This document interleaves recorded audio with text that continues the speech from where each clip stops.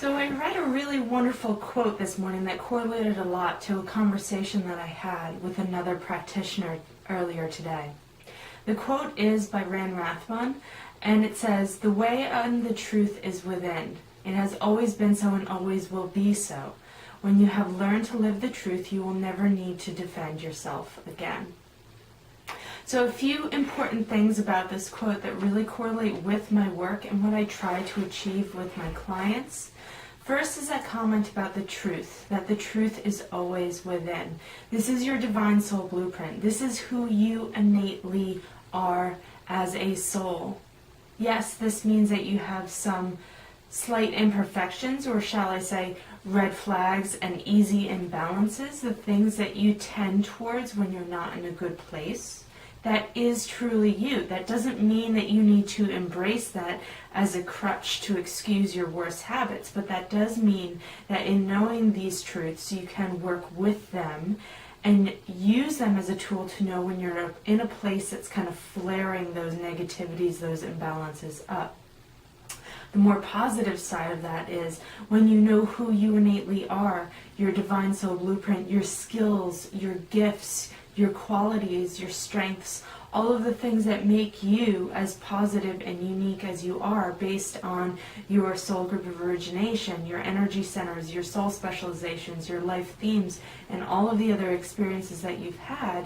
These are truths that you can really embed into your life and use them as a strength, knowing that these things are who you are. And because of those things, you should and should not do specific things. You will thrive in specific situations, specific places, specific relationships.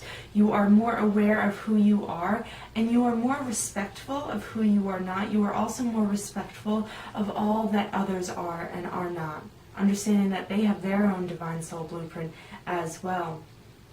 So understanding these truths and understanding that they are there. And that's not to say, as I've always said, that you don't know who you are. Of course you know who you are. It's more a matter of sometimes we don't really feel empowered by it. I always knew that I was a sensitive person, even as a kid, but I always thought that was a weakness. So I hid from it instead of embracing it and using it to do the work that I now do today. So it's not a matter of saying that you don't know who you are. It's more a matter of saying that you might be hiding who you are because you're afraid of it. And instead of looking at it in the eye and being like, you know what? Yeah, I am this way. And this is how I need to live my life in accordance with that, to live my strongest life that I possibly can.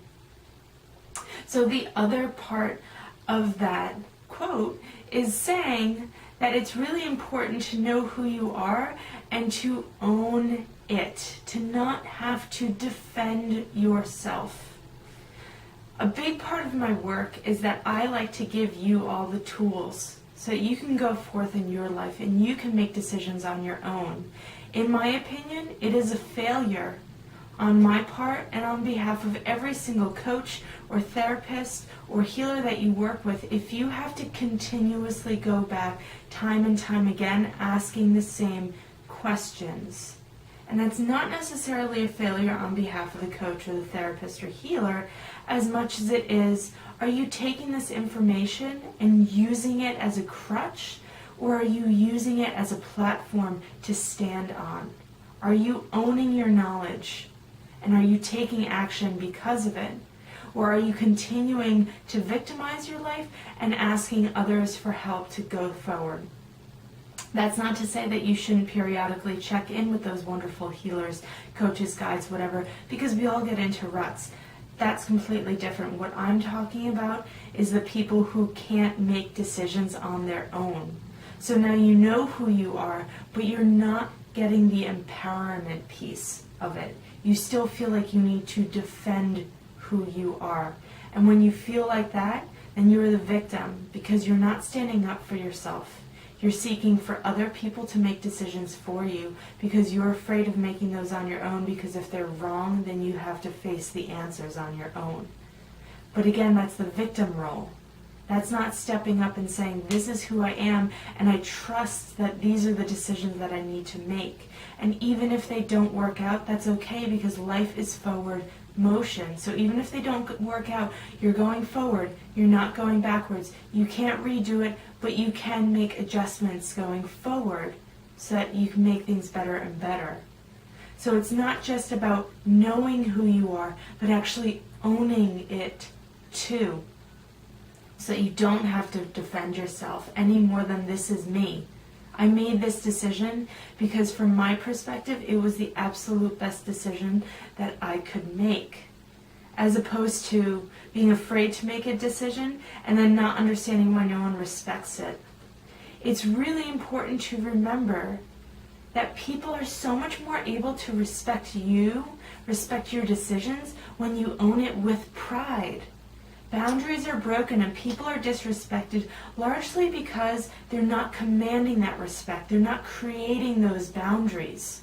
People don't want to break boundaries. People don't want to be disrespectful. But when they don't feel like they have someone to work with, then it's more likely to happen.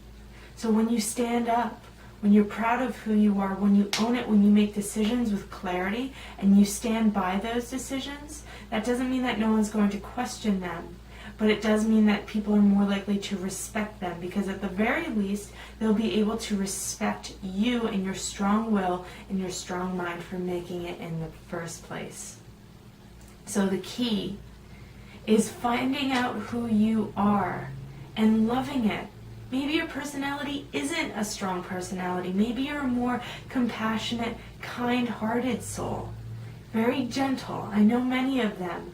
And they always feel like the victim. They always feel like they have no place in this world that is so rough around the edges. But they do, because this world needs that gentility, needs that softness, needs that love and compassion. And they need to understand that their role isn't to be rough around the edges, isn't to be tough, but they need to stand up for themselves and stand up for the fact that they are just as valid and valuable in this world as everyone else is. So it doesn't mean that you have to change to fit into everyone else. It does mean that you need to be who you are. And maybe your job, maybe this relationship isn't good for the person that you are. Or maybe you just need to stand up and start owning who you are and give them the opportunity to respect it. So figuring out who you are and owning it and living with that pride will help you move forward with a successful attitude and the ability to be proud of every decision you make and stand by every decision you make.